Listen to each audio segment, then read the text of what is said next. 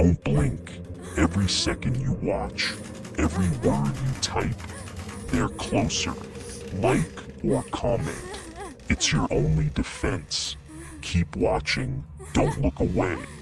I always dreamed of visiting Chernobyl, not like a tourist with a camera and a tour guide pointing at old buildings.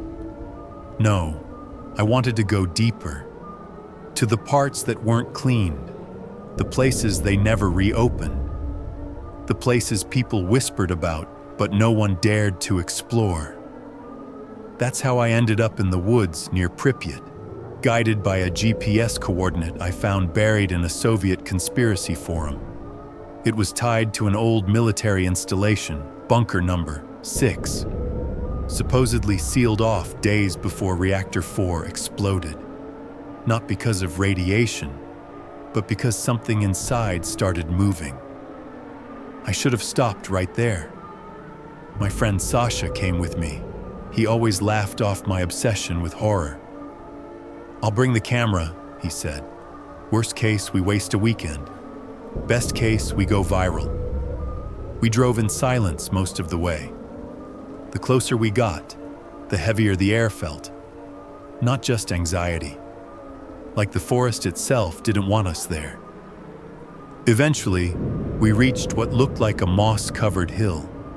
Embedded in the side of it, a rusted hatch, nearly hidden by vines. There was a symbol scratched into it, a circle with a vertical line through it, and faded Cyrillic lettering.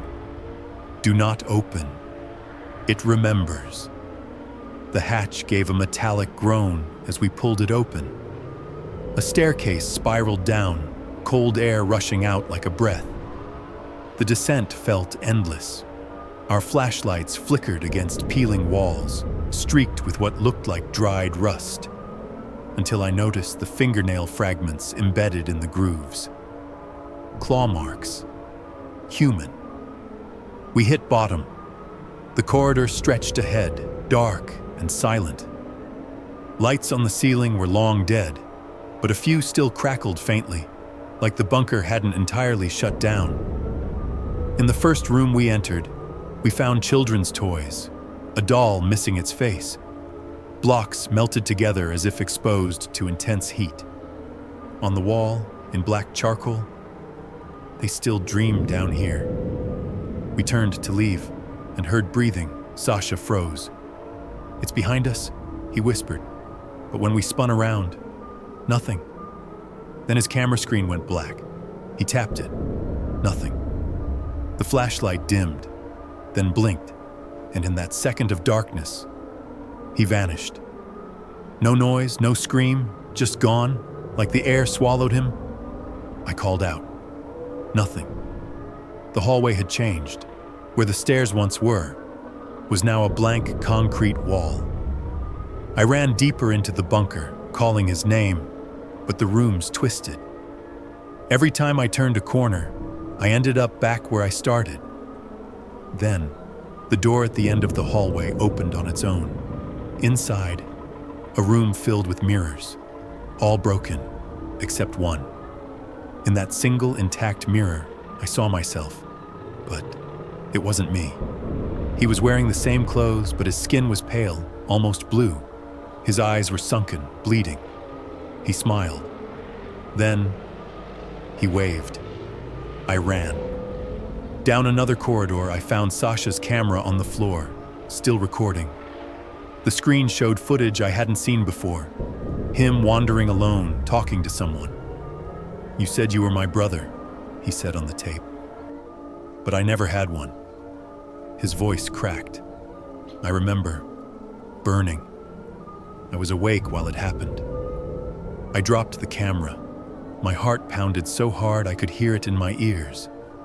And then I realized it wasn't my heart. It was the walls. They were pulsing, like veins, like something was alive in the concrete. I stumbled into a lab room, old, shattered computers, and a metal tank in the center. Inside the tank, bones, but not human, too long, too thin, and fused together like they never stopped growing. The final door I found was sealed with melted steel, But through the slit, I saw light and shadows and Sasha. He stood there looking back at me, whispering something. We never left. We never left. We never... And then something pulled him back into the dark. Now I'm trapped. There's no signal, no time, no way out.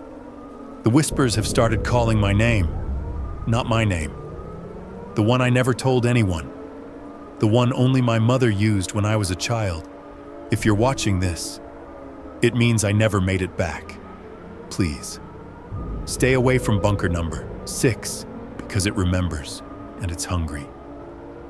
And yet, I hear Sasha again, closer this time, whispering my name from behind the wall. I know it's not really him, but what if it is? I'm going to try one last thing. If I survive, you'll see part 2.